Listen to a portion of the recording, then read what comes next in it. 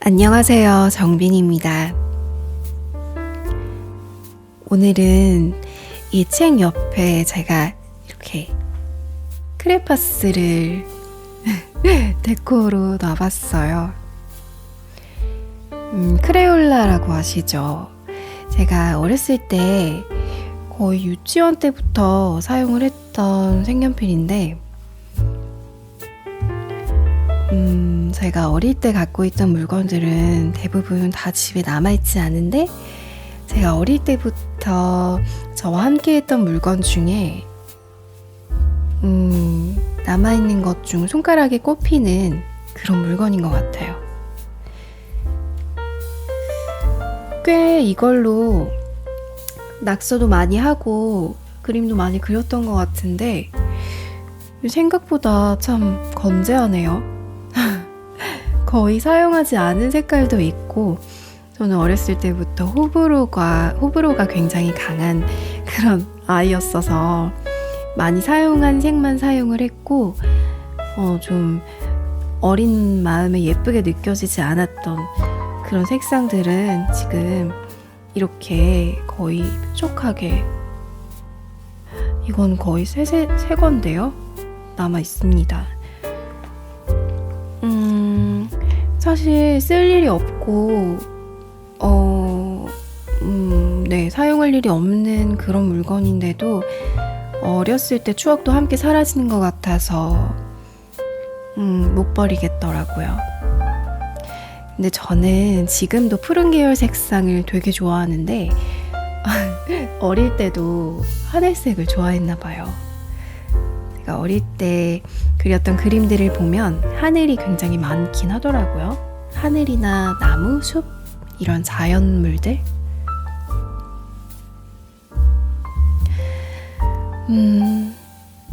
당시에는 이 색상이 굉장히 많아 보였는데 많게 느껴졌는데 지금 보니까 몇 안 되네요, 색깔이.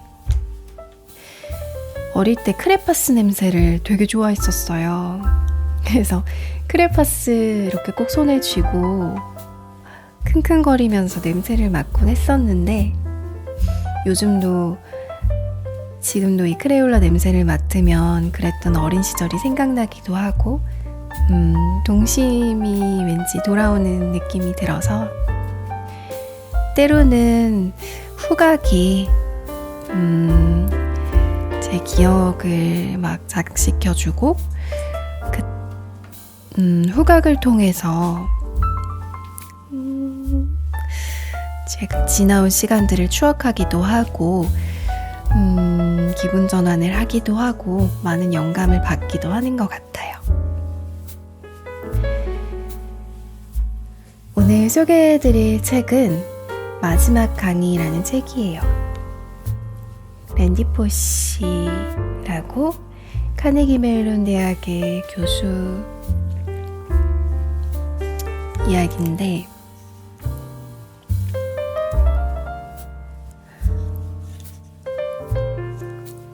제가 이 책을 거의 10년 전에 구매를 했어요. 당시에 입시 중에 선생님께서 이 책을 꼭 읽어봐라 라고 강조를 하셔서 바로 구입을 해서 읽었는데 그때는 나이도 어리고 마음도 어리고 철없는 그런 20살이었던지라 이게 왜 그렇게 감동적이라는 거지? 이러고 말았어요. 그러고 나서 20대 중후반쯤 다시 읽어보니까 또 다르게 와닿더라고요. 책도 그렇고 시간이 지나면 뭔가 또 나에게 새롭게 와닿고 이전에는 느끼지 못했던 부분이 느껴지고 그런 것 같아요. 제가 어릴 때 이 크레올라 세트를 보면서 색상 정말 많다라고 느꼈지만 지금 보면은 이면 안 되는 색으로 뭘 그릴 수 있지? 이런 생각이 들거든요.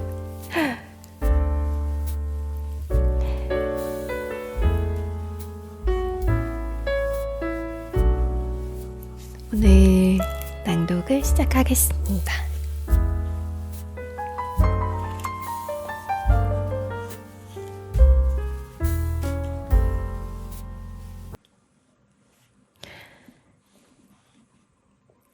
서문. 내 몸은 지금 문제가 좀 있다. 대체로 좋은 건강 상태를 유지하고 있지만 간에는 10개의 종양이 있고 살 날은 몇 달밖에 남지 않았다. 나는 3명의 어린 자녀를 둔 아버지이며 이상형의 여자와 결혼해 잘 살고 있다. 내가 처한 상황에 낙담할 수도 있겠으나 그렇게 하는 것은 나나 내 가족들에게 아무런 도움도 되지 않을 것이다. 자, 그렇다면 이제부터 내게 주어진 한정된 시간을 어떻게 쓸 것인가? 분명한 것은 가족들과 남은 시간을 함께 보내며 그들을 보살펴야 한다는 것이다. 몸을 움직일 수 있을 때 그들과의 순간순간을 소중하게 갈무리하고 내가 없더라도 당황하지 않도록 앞날의 계획을 세워놓아야 한다. 또 하나 중요한 문제가 남아있다. 적어도 20년은 더 살면서 내 아이들에게 가르쳐줘야 할 많은 것들을 어떻게 짧은 시간에 다 전해줄 수 있을까 하는 것이다. 지금 내 아이들은 대화를 하기에는 너무 어리다. 모든 부모들은 자식들에게 옳고 그름에 관하여, 현명함에 관하여, 그리고 살면서 부닥치게 될 장애물들을 어떻게 헤쳐나가는지 가르쳐주고 싶어 한다. 또 부모들은 행여 자식들의 삶에 나침반이 될 수 있을까 해 자신들이 살아온 이야기를 들려주고 싶어 한다. 부모로서의 그런 욕망이 카네기 멜론 대학에서의 마지막 강의를 하게 된 이유다. 나의 마지막 강의는 모두 비디오 테이프로 녹화가 됐다. 나는 그날 내가 무엇을 했는지 잘 알고 있다. 교양 강의라는 명목 아래 나는 스스로를 병 속에 넣었다. 이 병은 미래의 어느 날 바닷가로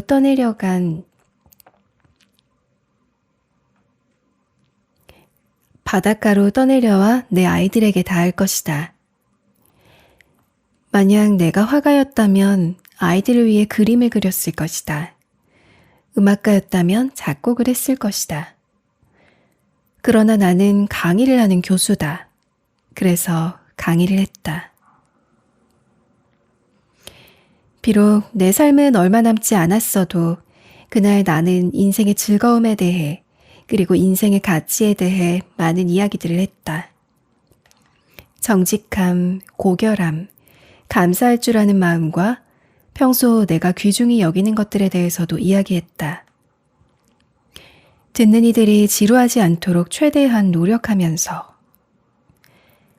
이 책은 내가 강의에서 시작한 이야기를 이어가기 위해 쓰였다.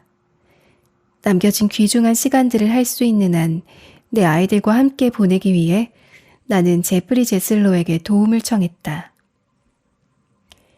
건강을 위해 매일 자전거를 타고 동네를 한 바퀴씩 돌면서 나는 제프리와 휴대전화 헤드셋으로 이야기했다. 53번의 긴 자전거 여행 동안 들려준 나의 이야기를. 우리는 이것을 53번의 강의라고 부를 수도 있을 것이다. 책으로 펴내기 위해 그는 셀 수 없이 많은 시간을 보냈다. 제프리와 나는 이미 알고 있었다. 그 어떤 것도 살아서 곁을 지켜주는 부모를 대신할 수 없다는 것을. 하지만 원래 엔지니어링이란 것이 완벽한 해결책은 아니다. 그것은 제한된 자원으로 최선을 다함을 의미한다. 강의와 이 책, 두 가지 다 바로 제한된 시간으로 최선을 다하려는 나의 시도였다.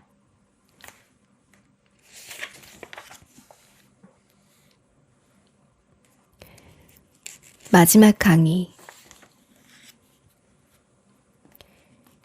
부상당한 사자도 으르렁대고 싶다. 많은 교수들이 마지막 강의라는 제목으로 강연을 한다. 아마 당신도 한 번쯤은 접했으리라. 마지막 강의는 대학 캠퍼스 내에서 하나의 흔한 행사로 자리 잡았다. 교수들은 그들의 퇴임에 대해 촉구하고 지난 생애를 반추할 것을 부탁받는다. 강의를 듣는 동안 청중들도 어쩔 수 없이 하나의 같은 질문을 떠올리게 된다. 만약 지금이 마지막 기회인 것을 안다면 나는 어떤 지혜를 세상에 나눠줄 수 있을까? 내가 만약 내일 당장 사라지게 된다면 나는 무엇을 유산으로 남길 것인가? 수년 동안 카네기 멜론 대학은 마지막 강의 시리즈를 행하고 있었다. 그러나 내가 부탁을 받은 바로 그 무렵에 이 대학은 이 시리즈의 이름을 여정으로 바꾸고 엄선한 교수들에게 그들의 개인적인 삶, 그리고 직업적인 삶의 여정에 대한 감상을 들려주기를 요구했다. 그들의 설명이 썩 흥미로운 것은 아니었지만 어쨌든 나는 동의했다. 나의 강의는 9월로 예정됐다. 그때 이미 췌장암 진단을 받은 상태였지만 심각하게 생각하지 않았다. 어쩌면 내가 살아남는 행운아들 중 하나가 될 수도 있을 테니까.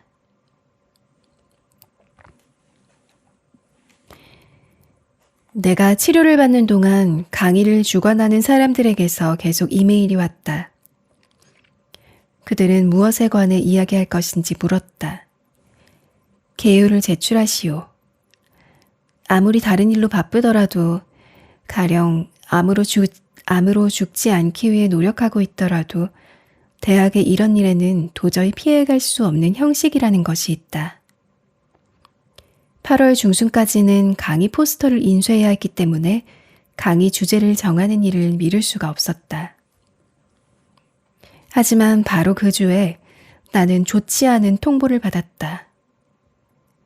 최근에 받았던 치료에 실패했다고. 나는 졸지에 시한부 인생을 선고받았다. 강의를 취소할 수도 있었다. 모두들 이해할 것이다. 갑자기 끝내놔야 할 다른 많은 일들이 생겨났다. 나 자신의 비통함과 더불어 나를 사랑하는 이들의 슬픔에도 대처해야 했다. 무엇보다 가족의 미래를 위한 여러 일들을 처리하기 위해 정신없이 바빠질 것이었다. 그렇지만 이 모든 상황에도 불구하고 강의에 대한 생각을 떨쳐낼 수가 없었다.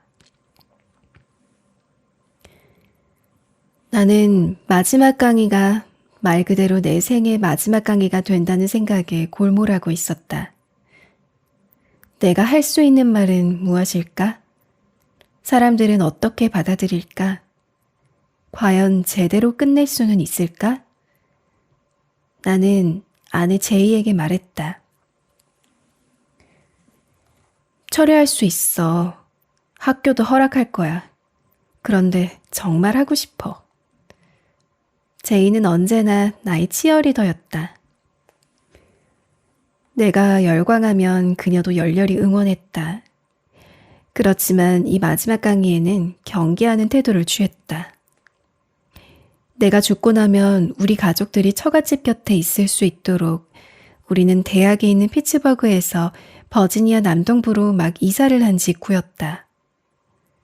제이는 내가 강의 준비에 남은 귀중한 시간을 바치고 또 강의를 위해 다시 피츠버그로 돌아가는 대신에 아이들과 시간을 보내거나 새 집에 쌓여있는 이삿짐을 푸는 것이 마땅하다고 여겼다. 내가 이기적이라 해도 좋아요. 제이가 말했다. 그렇지만 난 당신의 모든 것을 원해요. 아주 조금이라 할지라도 당신이 이 강의를 위해 쓰는 시간은 모두 잃어버린 시간이 되는 거예요. 왜냐하면 그 시간은 아이들과 나에게서 빼앗아간 것이니까요. 그녀가 무슨 생각을 하고 있는지 이해할 수 있었다. 아프기 시작한 후부터 나는 제이의 의견을 기꺼이 따르고 가능한 그녀의 소망은 모두 들어주기로 나 자신과 굳게 약속했었다. 그것이 나의 병으로 인해 무거워졌을 제이 인생의 짐을 덜어주기 위한 나의 의무라고 생각했다. 그래서 나는 깨어있는 시간의 대부분을 가족의 미래를 준비하는 데 사용했다. 그렇지만 여전히 이 마지막 강의에 대한 강한 충동을 억제할 수가 없었다. 대학에 몸담고 있던 지난 시간 동안 나는 제법 좋은 강의를 했다고 자부한다. 하지만 혹시라도 내가 컴퓨터공학 부문의 최고 교수라 한들 그것은 기껏해야 7난쟁이 중에 누구 키가 더 큰가 하는 말밖에 되지 않는다. 그것 말고도 내 안에 다른 무엇이 더 남아있다는 것을 알았고 최선을 다하면 사람들에게 무언가 특별한 것을 제공할 수도 있을 거라는 느낌이 들었다. 지혜는 강력한 힘을 가지고 있고 어쩌면 내 안에 있는 무언가가 바로 그것일지도 몰랐다. 제이는 여전히 동의하지 않았다. 결국 우리는 상담을 받기 위해 미셸 리스 박사를 찾아갔다. 리스 박사는 주로 시한부 환자를 둔 가족들을 상담해 주는데 우리도 몇 개월 전부터 그녀의 진찰실에 들르곤 했다. 난 랜디를 잘 알아요. 제이가 입을 열었다. 일 중독이잖아요. 강의를 하겠다고 마음을 먹으면 이 사람이 어떤 식으로 일할지 뻔해요. 그는 남는 힘을 모두 강의에 쏟아버리고 말걸요? 지금도 감당하기 어려울 만큼 일이 많은데 거기에 강의까지 하게 되면 손실이 크다고 제이는 거듭 주장했다. 제이를 화나게 하는 일은 또 있었다. 예정된 날짜에 강의를 하려면 전날 피츠버그로 출발해야 하는데 그날이 하필 제이의 41번째 생일이었다. 우리가 함께 보내는 마지막 내 생일이라고요. 그날 나를 떠나 강의를 하러 가겠다는 말이잖아요. 물론 제이의 생일을 무시하고 피츠버그로 가는 것은 내게도 쉽지 않은 일이었다. 하지만 그만큼이나 강의를 포기하는 일도 쉽지 않았다. 그 강의는 학교 식구들에게 행하는 작별의 의식이며 동시에 교수 경력의 마침표를 찍는 중요한 순간이었다. 은퇴 경기를 치르는 왕년의 야구선수가 관중석 깊숙이 마지막 볼을 쳐내는 것처럼 내 마지막 강의도 그러해야 된다는 상상은 내게 활력이 됐다. 나는 언제나 내추럴에 늙고 부상당한 야구선수 로이 홉스가 기적처럼 엄청난 홈런을 쳐내는 마지막 장면에 열광하는 사람이었다. 리스 박사는 제이와 나의 말을 경청했다. 그녀는 제이에게서 남편과 더불어 오랫동안 함께 아이들을 키우며 충만한 인생을 꾸려갈 것으로 믿었던 강하고 사랑이 많은 여자의 모습을 봤다고 말했다. 그런데 이제 남편과 함께할 시간은 고작 몇 달에 불과한 현실과 마주치게 됐다. 리스 박사는 나에게선 완전히 가정으로 돌아올 준비가 돼 있지 않거니와 임종을 맞을 준비는 더더욱 되지 않은 한 남자가 보인다고 했다. 이 강의는 내가 아끼는 많은 사람들이 나를 살아있는 사람으로 보게 될 마지막 시간이에요. 나는 단호했다. 나한테 진정 중요한 게 무엇인지 생각하고 사람들이 날 어떤 식으로 기억하게 될지 그리고 인생을 빠져나오면서 좋은 일을 할 수 있는 마지막 기회에 맞닥뜨린 거예요. 제이와 나는 여러 번 눈물을 흘리며 서로를 껴안았다. 그런 모습을 관찰하던 리스 박사는 우리가 서로를 깊이 존중하고 있다는 것이 보인다고 했다. 그녀는 남겨진 마지막 시간을 함께 그리고 올바른 방법으로 보내기 위해 책임을 다하는 우리의 모습에 감동을 느꼈다고 했다. 하지만 강의에 관해서는 해줄 말이 없다고 했다. 당신들 스스로 결정해야 할 문제죠. 그러면서 리스 박사는 서로의 말에 귀 기울이며 좋은 결정을 내리기 바란다고 격려했다. 제이는 말을 아껴 쓰므로 강의를 포기할 수 없는 이유가 무엇인지 우선 내 자신부터 정직하게 들여다봐야 했다. 왜 이 강의가 그렇게 중요한가? 혹시 내 자신에게나 주변 사람들에게 난 여전히 잘 살아있다고 증명하기 위해서가 아닐까? 강의를 해낼 만한 강인함이 있다는 것을 보여주려고? 마지막으로 한 번 더 과시하려는 주목받기 좋아하는 사람의 충동이 아닐까?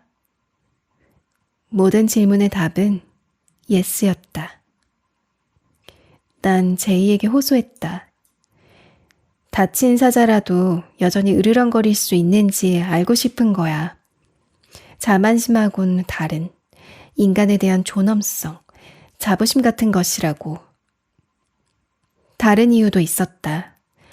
나는 이 강의가 내가 보지 못하게 될 미래로 가는 한 방법이라고 여기게 됐다.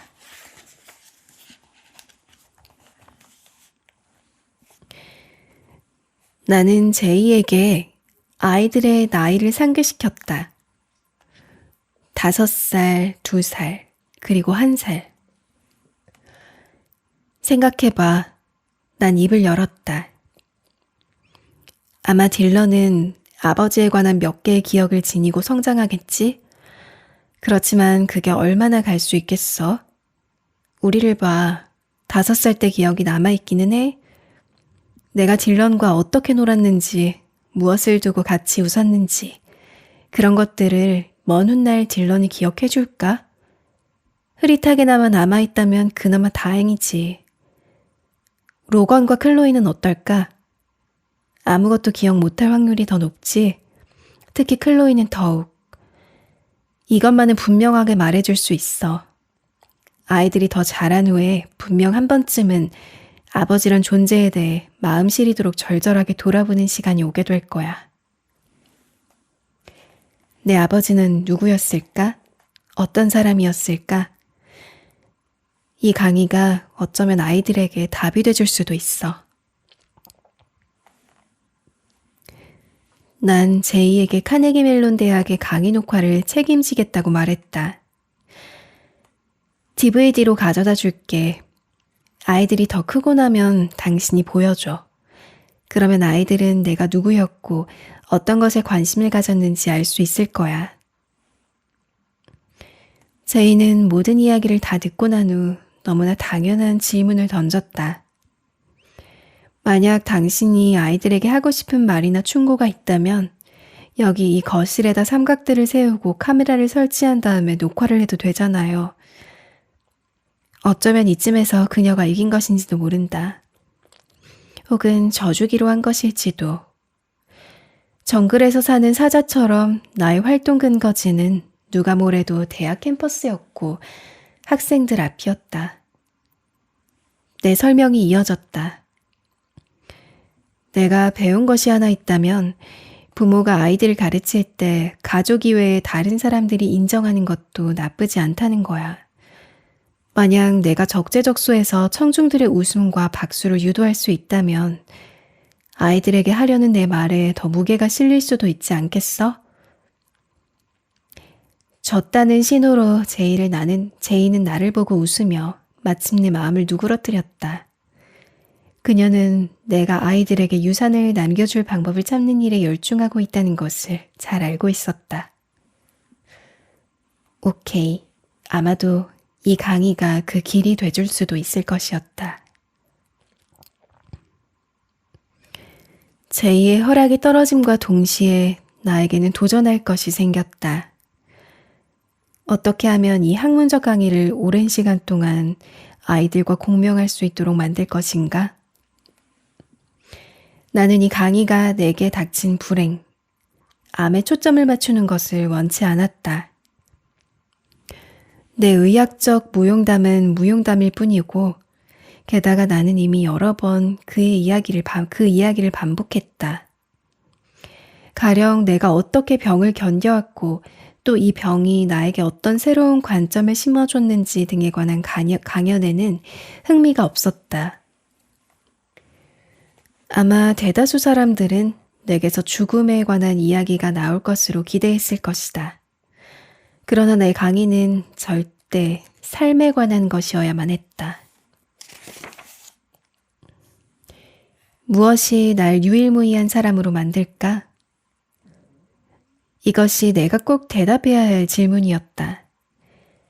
이것에 대답할 수 있다면 강의에서 무슨 말을 해야 하는지 아는 데 도움이 될 것 같았다.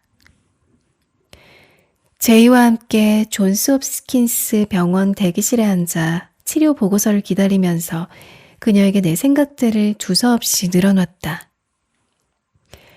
암이 날 개성 있게 만들지는 않아. 내가 말했다. 거기에 이의를 제기할 사람은 없었다.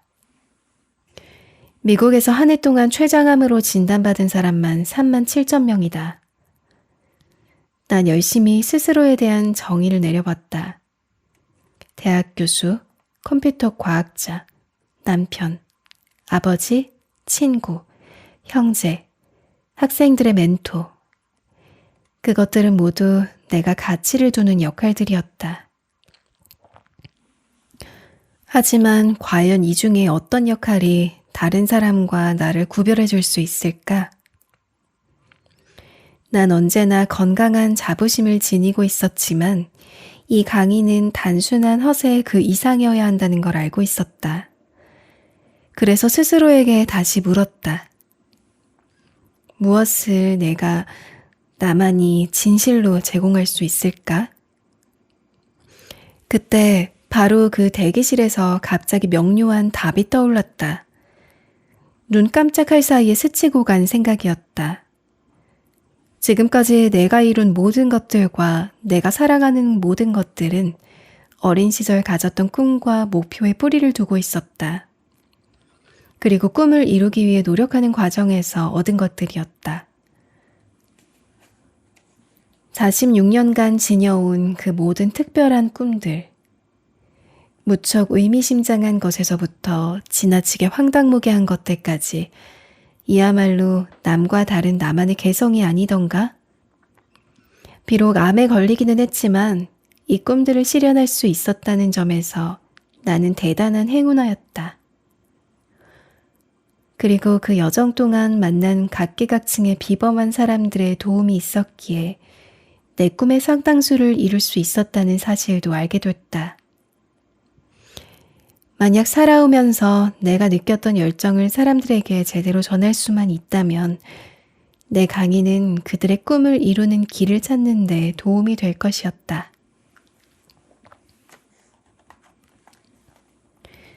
나는 그때 대기실에서 노트북을 가지고 있었는데 이 깨달음의 자극을 받아 재빨리 강의 담당자에게 이메일을 쓰기 시작했다. 늦어져서 미안하다고. 그리고 이어서 덧붙였다. 내 마지막 강의 제목을 정했습니다. 당신의 어릴 적 꿈을 진짜로 이루기로 부릅시다.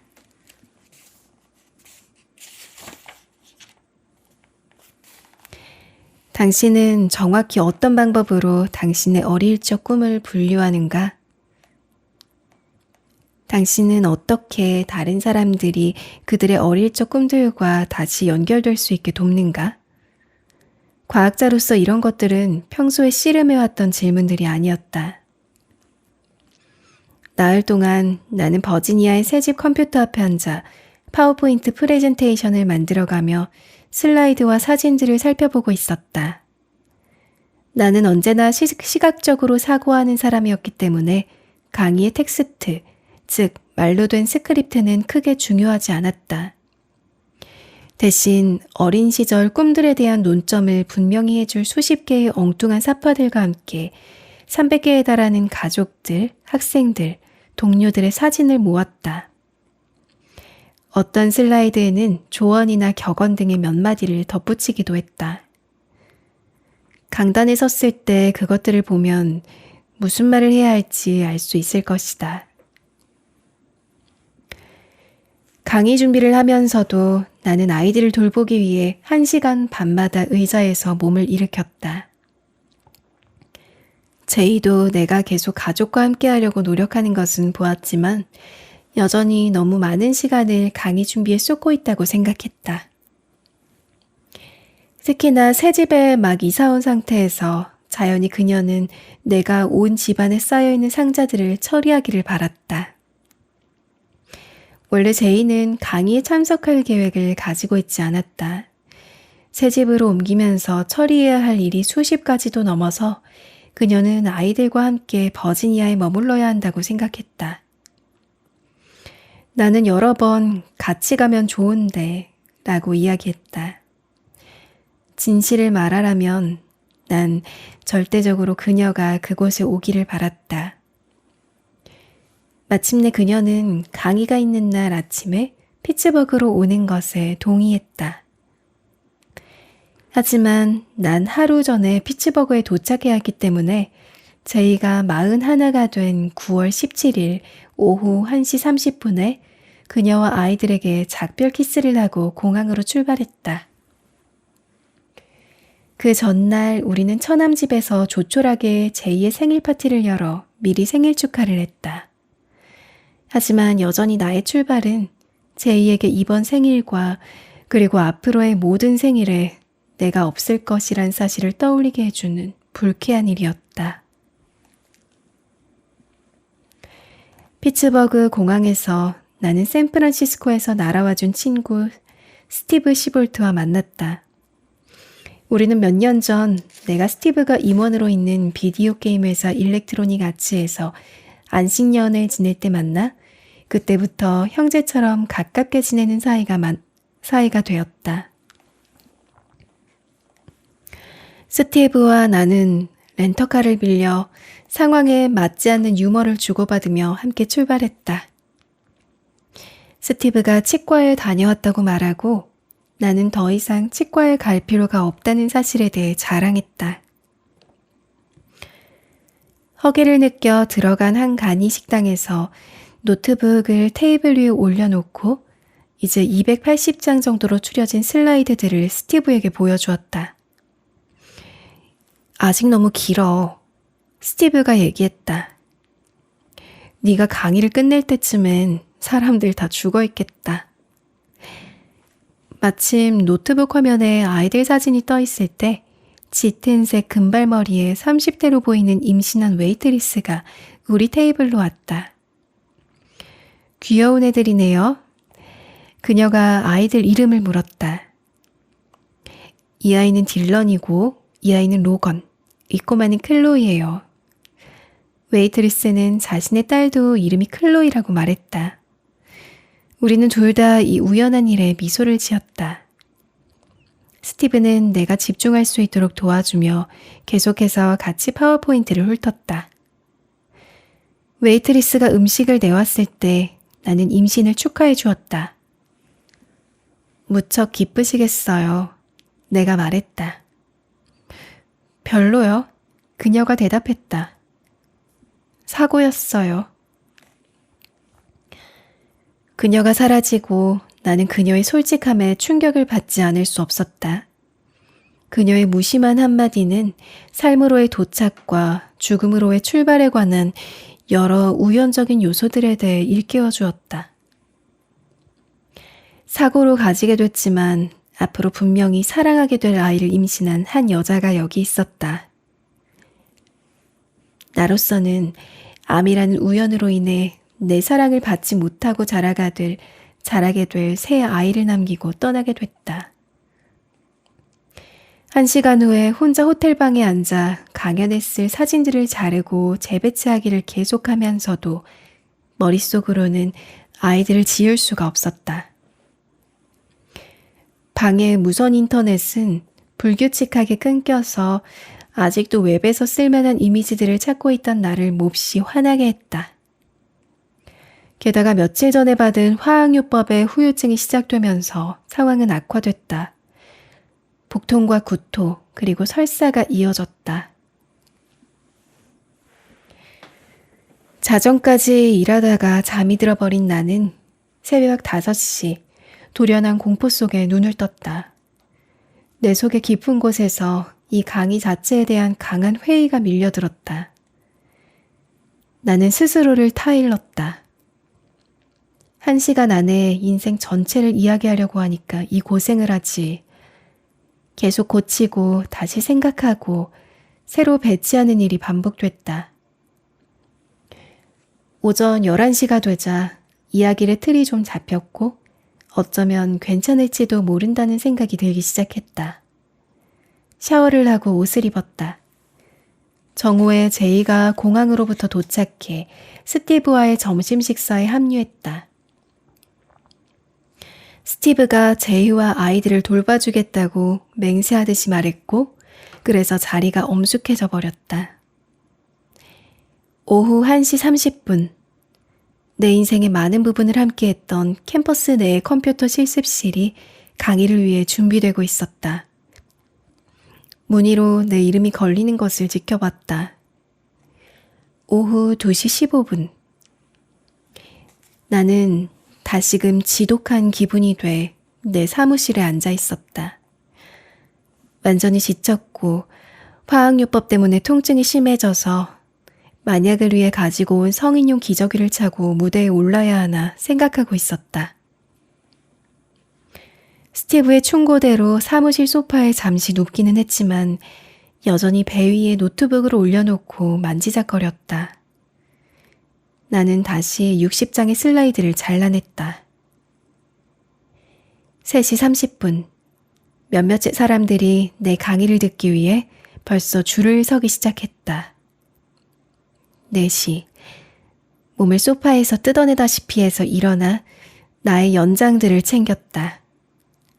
1시간 후면 나는 강단에 올라야 했다. 방 안의 코끼리. 제이는 벌써 강당에 와 있었고 뜻밖에도 강당 정원 400명이 모두 차 있었다.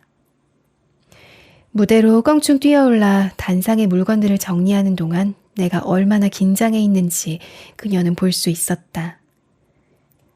내가 나의 연장들을 정렬하며 바쁜 척하는 사이 제이는 내가 아무하고도 눈을 마주치지 못하고 있다는 사실을 알아차렸다. 그녀는 내가 친구나 예전 학생들을 발견하게 되면 그들과 눈이 마주치는 순간 감정이 격해질 것을 알았으리라. 그렇기 때문에 차마 청중을 바라보지 못하는 것 또한 짐작하고 있었던 것이다. 준비를 하는 동안 청중 쪽에서는 조용하게 옷 스치는 소리만 들렸다. 췌장암에 걸려 죽어가는 사람은 어떻게 생겼는지 구경하러 온 사람들도 분명 있었을 것이다.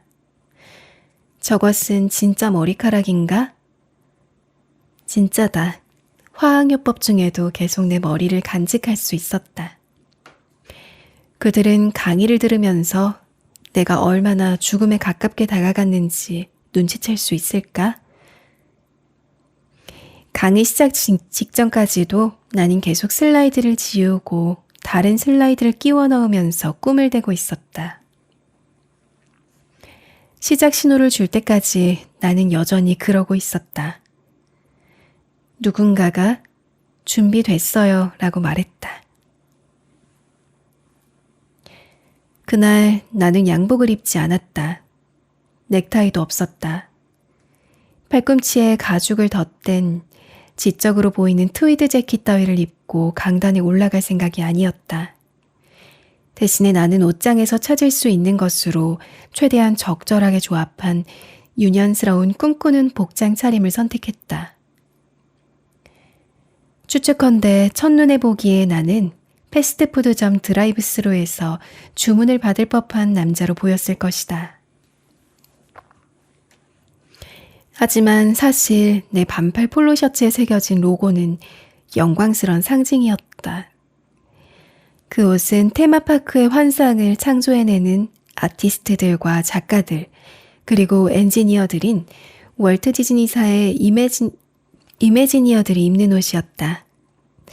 1995년 6개월의 안식년 기간 동안 나는 디즈니에서 이매지니어로 일했다. 그 시절이 내 인생의 전성기였으며 유년 시절의 꿈을 실현하는 시간이기도 했다. 그래서 난 셔츠 위에 디즈니에서 일할 때 받은 랜디라고 이름을 새긴 타원형 배지 또한 달았다.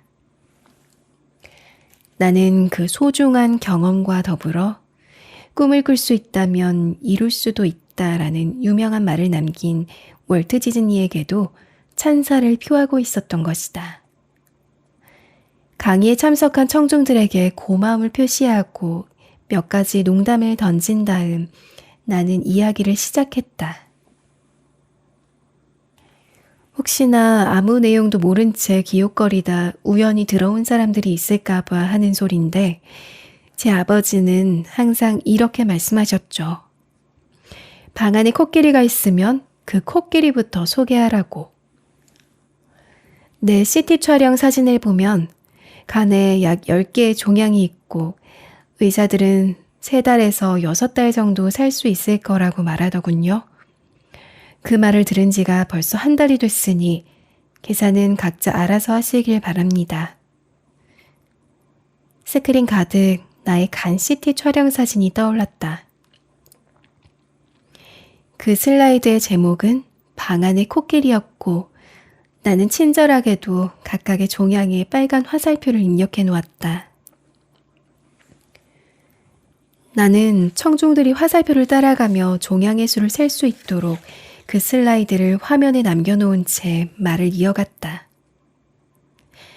좋아요. 보이는 그대로입니다. 바꿀 수가 없어요. 이제 어떻게 대응해야 할지 선택하는 일만 남았어요. 이미 돌려진 카드의 펜은 바꿀 수가 없으니 손에 쥐고 있는 카드로 승부를 걸어야 하겠죠? 그 순간만큼은 아드레날린이 솟구치고 꽉 찬 강의실이 주는 전율에 강력한 힘을 받곤 했던 예전의 랜디로 돌아가 확실히 건강하고 온전한 내 자신을 느꼈다. 그리고 실제로도 상당히 건강하게 보였음이 분명하므로 몇몇 사람들은 내가 죽음에 가까웠다는 사실과 지금의 내 모습을 일치시키는 것에 문제를 겪고 있어 보였다. 그래서 이렇게 말했다. 여러분이 생각한 만큼 내가 낙담해 있거나 침울해 보이지 않는다면 실망시켜서 미안해요. 사람들이 웃었다. 나는 이렇게 덧붙였다. 내가 처한 상황을 부인하는 것은 아닙니다. 지금 나한테 무슨 일이 일어나고 있는지 어리둥절한 것도 아니고요. 우리 가족은 얼마 전 여기서 철수했어요. 버지니아에 자그마한 집을 한 채 샀거든요. 왜냐면 그곳이 앞으로 내 가족들이 살기에 더 나은 곳이라는 것을 아니까요. 그리고는 새로 산 버지니아 근교의 집을 슬라이드로 보여줬다. 그 슬라이드에는 이런 제목이 붙어 있었다. 난 부정하지 않아요.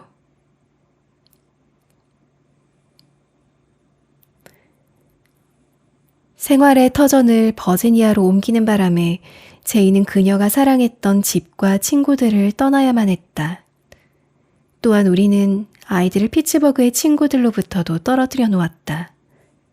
그냥 이곳에 틀어박혀 내가 죽기를 기다릴 수도 있었지만 우리는 삶의 꾸러미를 싸들고 토네이도 속으로 뛰어드는 심정으로 결단을 내렸다.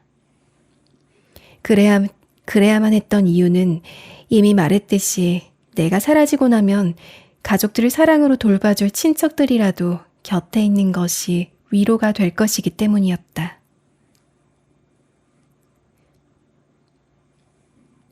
그리고 나는 청중들에게 겉모습이 건강해 보이고 실제로도 괜찮은 이유가 독한 화학요법과 방사선요법으로부터 회복 중이기 때문이라고 말했다.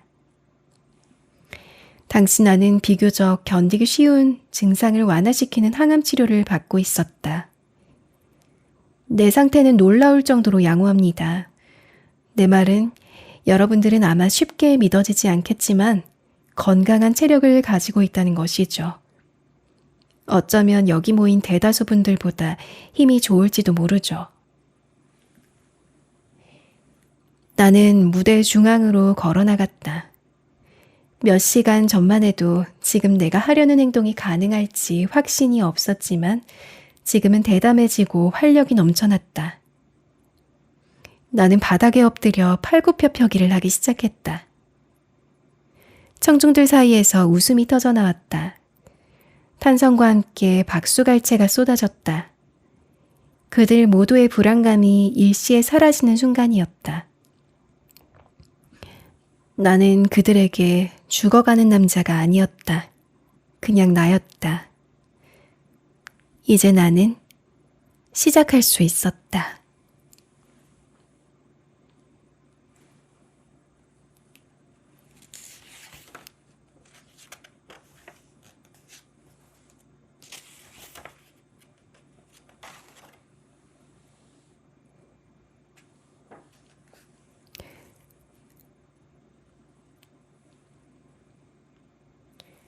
당신의 어릴 적 꿈을 진짜로 이루기.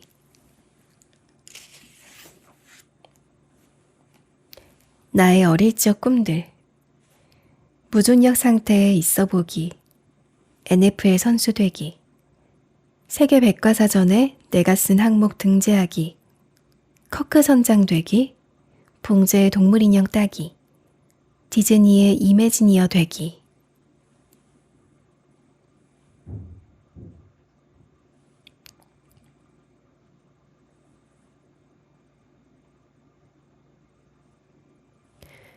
부모 제비 뽑기. 나는 부모 제비 뽑기에 승리했다. 나는 승리의 티켓을 쥐고 태어났고 그것이 내가 어린 시절의 꿈을 이룬 중대한 이유라고 믿는다. 내 어머니는 티타늄같이 강인한 담력을 지닌 완고한 구식 영어 교사였다. 아이들한테 지나치게 많은 기대를 하는 교사라고 불평에 대는 학부모들을 참아내며 학생들을 엄하게 가르쳤다. 아들로서 나는 어머니의 높은 기대치에 대해 익히 알고 있었고 그것은 나에겐 행운이었다. 아버지는 제2차 세계대전 당시 발지 대전투에 위생병으로 참전했다. 그리고 이민자의 자녀들에게 영어를 가르칠 수 있도록 비영리 단체를 설립했다. 생계를 위해 볼티모어 도심에서 자동차 보험 판매 회사를 운영하기도 했다. 고객들은 신용불량이거나 가난한 사람들이 대부분이었다. 하지만 아버지는 어떻게든 그들이 보험 가입 후에 운전을 할 수 있도록 배려했다. 수백만 가지의 이유로 아버지는 나의 우상이었다.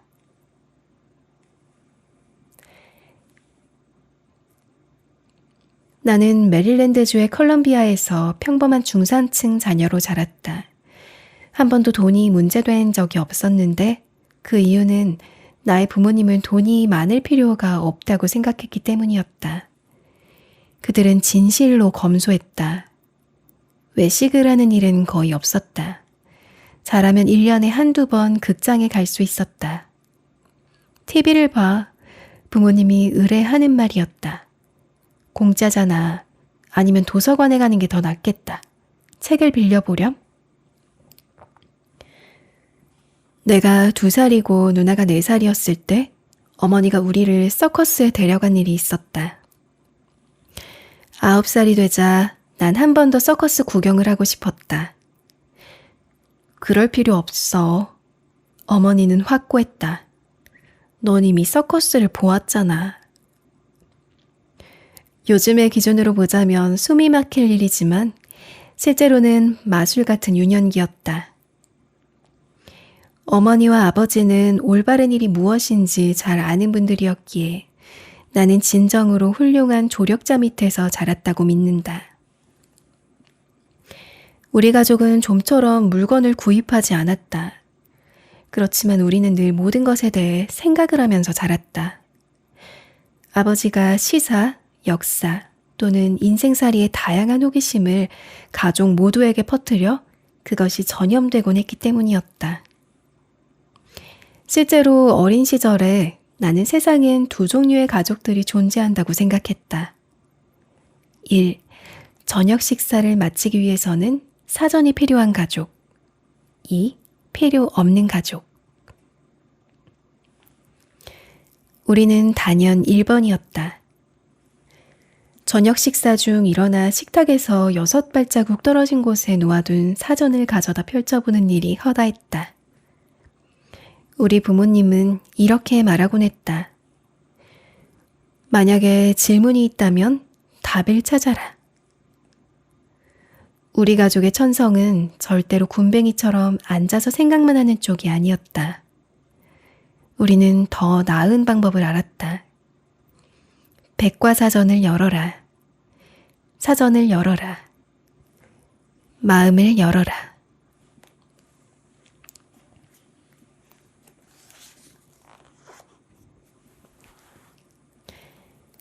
오늘도 들어주셔서 감사드리고요.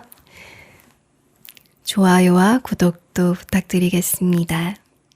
다음에도 좋은 책으로 찾아뵙겠습니다.